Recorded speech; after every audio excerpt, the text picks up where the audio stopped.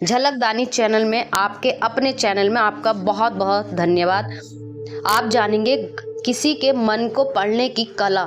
एक 3 ऐसी टिप्स हैं जिनके दूसरों को मन को आप जान सकते हैं, दूसरों के मन में क्या चल रहा है आप पढ़ सकते हैं। दूसरे लोगों के मन को पढ़ने के लिए आपको कला आनी चाहिए। जो ये तरीका मैं आपको बता रही हूँ बहुत ही आसान से टिप्स हैं, जिसे हम जानेंगे कि ध्यान केंद्रित करके अपने विचारों को शांत करें, व्यक्ति के साथ संवेदनशीलता के साथ जुड़ें और शरीर की भाषा पर ध्यान रखें या व्यक्ति की शारीरिक भाषा को समझें या सुनने, ध्यान से सुने, उनके भावों को समझें, उनके भाव व्यक्त करें, समझने की कोशिश करते हैं या खुले दिमाग से बात करें। खुद को खोलकर बात करना समझदारी होती है या सहयोग की कामयाबी को अपनाते हुए उनसे बात करना चाहिए। आपको यह ध्यान रखना चाहिए कि हम किसी को मन नहीं पढ़ सकते या लेकिन लोगों को विचार और भावनाओं को समझने के लिए मानसिक मॉडल बना सकते हैं। इसे सहानुभूति, सटीकता कहते हैं। ये बहुत सारी चीजें हैं जो अलग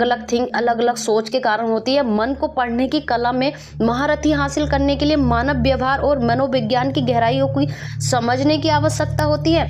सरल भाषा में आपको मैं इस शाब्दिक अर्थों में ये बता रही हूँ। एक जो बुद्ध की कहानी के द्वारा इसको मैं व्यक्त करूंगी कि आपको किसी के मन की बात कैसे पढ़ सकते। कहते किसी भी व्यक्ति विचार और इरादों के बारे में मूल्यवान जानकारी प्राप्त कर सकते हैं या हमें उनके बारे में सीखना बहुत ज़रूरी होता है या हम उनको मन में क्या चल रहा है ये सारी चीज़ें हम अवश्य ही पढ़ लेते हैं।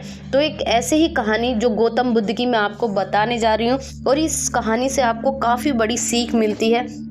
एक गांव में 2 भाई रहते थे। जो एक व्यक्ति बहुत ही अंधा था और एक जो भाई था, छोटा भाई उसका, वो सही था। लेकिन ऐसे ही किसानी और खेती, जो किसान लोग होते हैं गांव में खेती करते थे, तो वो व्यक्ति, उनके जो जानवर आते हैं तो सारी खेती बेकार कर देते हैं। तो उससे छोटा भाई बड़ा परेशान था। उसने सोचा क्यों ना हम अंधे भाई को यहाँ बैठा देता हूँ और जैसे ही जानवर आए करेंगे वो तेज़ आवाज़ में चीरेंगे या शोर मचाएंगे तो वो भाग जाएंगे। इससे हमारी खेती बच जाएगी और हमारा घर परिवार अच्छा चलने लगेगा।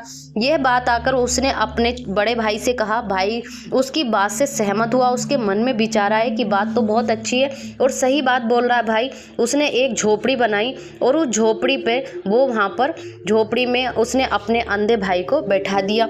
2-4 दिन प्रक्रिया बीतने लगी। उसके बाद में जब वो वहाँ पर जानवर आए तो उन्होंने जोर से शोर मचाया, जानवर भाग जाते थे। यही प्रक्रिया 3 से 5 दिन तक चलती रही। वैसे ही एक राजा वहाँ शिकार करते हुए आया। जैसे ही वो राजा वहाँ से गुजर रहा था उसने देखा कि एक अंधा व्यक्ति बैठा हुआ है जो कि वो हिरन का पीछा कर रहा था। वो हिरन वहीं से गुजर रही थी। उस हिरन को जब वो वहाँ से गुजरी तो राजा आकर पूछता है कि क्या तुमने इधर से कोई हिरन जाते हुए देखा है? तो वो कहता है कि नहीं, मैंने कोई हिरन इधर से जाती हुई नहीं देखी, मैं तो अंधा हूँ। लेकिन आप जिसका पीछा कर रहे हो उसका पीछा करना बेकार है, क्योंकि वो हिरन नहीं, वो एक मादा थी जो कि गर्भवती थी। राजा बड़ा चिंतित और चौंक गया कि ये अंधा है लेकिन इसे ये नहीं पता कि जानवर इधर से गया। लेकिन इसे ये कैसे पता है कि वो एक गर्भवती महिला थी, उसका पीछा नहीं करना चाहिए। उसने कहा तुम एक अंधे हो, तुम्हें कैसे पता? उसने कहा मैं अंधा हूँ लेकिन मुझे ये नहीं पता कि जो भी आप जिसका भी पीछा कर रहे थे जानवर का, वो बहुत तेजी से बांध तोड़कर जा सकता था। लेकिन हिरन ने ऐसा नहीं किया। उसने सिर्फ धीरे से वो यहाँ से गुजर कर गई। अगर वो तेज छलांग लगाती तो उसके बच्चे को नुकसान हो सकता था। इसी से मैंने आकलन किया कि वो एक गर्भवती महिला थी।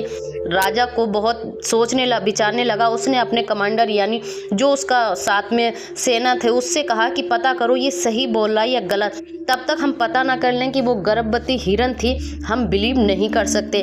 उसने सैनिकों ने पता किया। पता करने के बाद उन्होंने कहा कि ये सही बोल रहा है। तब उसने राजा ने अंधे से कहा कि वाकई में तुम अंधे हो लेकिन तुम पहचान नहीं सकते, लेकिन तुम्हें कैसे पता चला कि हिरन गर्भवती महिला थी? तुम सत्य बोल रहे हो। उसने कहा मेरी आंखें होती व्यक्ति देख सकता है। उसकी आंखें जो होती हैं वो दूसरों को देखती हैं कि उसकी बात करने का लहजा क्या है। ये आंखों से अनुभव किया जाता है। आंखें जो है सब दर्शा देती हैं कि कौन सा व्यक्ति क्या कर रहा, और हम वैसे ही आंखों की दृष्टि से पहचान लेते हैं। लेकिन जब हमारी आंखें नहीं होती तो हमें आध्यात्म यानी आत्मा के द्वारा महसूस किया जाता है। आत्मा के द्वारा कानों की ध्वनि से हम लोग सुनते हैं कि क्या सही है और किस तरीके से हमारे पास से कौन सी चीज़ गुजर रही है, क्योंकि जब नेत्रहीन व्यक्ति होता है तो वो महसूस करना सीखता है। जैसे कोई चीज़ होती है, खाने की चीज़ होती है, तो वो स्मेल नहीं, नाक के द्वारा स्मेल करके बताता है। अक्सर आपने ये सारी चीज़ें देखी होंगी कि वो स्मेल करता है फिर पूछता है। राजा ने कहा ये तो बहुत ही ज्ञानी व्यक्ति है। ऐसे ही ज्ञानी व्यक्ति की तलाश थी। राजा ने कहा मैं तुमसे क्वेश्चन पूछूंगा, 3 क्वेश्चन ऐसे हैं जो आपको बताने ही पड़ेंगे। उसने कहा ठीक है। अंधे व्यक्ति ने, राजा ने सबसे पहले उससे एक क्वेश्चन पूछा कि क्या तुम बता सकते हो कि मेरी रानी वफादार है या मैं उस पर विश्वास कर सकता हूँ। उन्होंने कहा इतना समय बीत गया और शादी के आज आप ये बातें पूछ रहे हो, ये आपको शोभा नहीं देती। वो राजा ठहरे। उन्होंने कहा अगर आप मेरी बात नहीं बताओगे तो मैं आपको यहाँ से कलम करवा दूंगा, आपको यहाँ से निकाल दूंगा।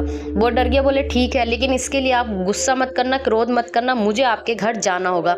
उसने कहा ठीक है, आप मेरे घर चलना। उसने कहा घर जाके कि मैं आपकी रानी के साथ कमरे में रहना चाहता हूँ अकेले। पहले तो राजा को बहुत ज्यादा क्रोध आया। आप लोग भी सुनते, कहते हैं धैर्य और संयम बहुत ही समझदारी की चीज होती है, और सभी ज्ञानी बोध सब आपको बताते हैं कि संयमता और सहजता कितनी जरूरी होती है। उन्होंने कहा ठीक है। जब वो कमरे में आई रानी और वो अंधा व्यक्ति, तो उसने रानी से कहा कि क्या मैं आपको छू सकता हूँ। रानी क्रोधित हो गई और उसे इतना क्रोध आया, उसने लात, जूते, थप्पड़ जो भी मिला उसको पीटना शुरू कर दिया। जैसे तैसे अंधे ने अपने आप को बचाया और बाहर निकल गया। राजा ने पूछा, राजा से जाकर कहता है कि आपकी पत्नी विश्वसनीय नहीं है। राजा को क्रोध आया और तलवार निकाली, वो उनके पास जाता है। फिर उसी बाद में जब रानी के पास जाता है, रानी ने उससे पूछा क्या ये अंधा। रानी छूट उससे कहती है कि ये मैं आपके विश्वसनीय नहीं हूँ। तब उसके समझ में आया कि अंधा भी यही शब्द बोल रहा है और रानी भी यही शब्द बोल रही है। तो वो अंधे के पास जाता है राजा और फिर पूछता है कि आपसे ये बोले, देखो जब आपकी बीवी से किसी ने पूछने की बात करी तो वो पहले ना करती किसी पुरुष के लिए, लेकिन उसने जूते थप्पड़ मारना शुरू कर दिया कि, और रही बात विश्वसनीय की, तो उसने मेरे शरीर को कहीं नहीं छोड़ा। इतने जूते, चप्पल, हाथ पैर, मेरा सारा शरीर छुआ, तो वो विश्वसनीय नहीं हो सकती। राजा बड़ा प्रसन्न हुआ।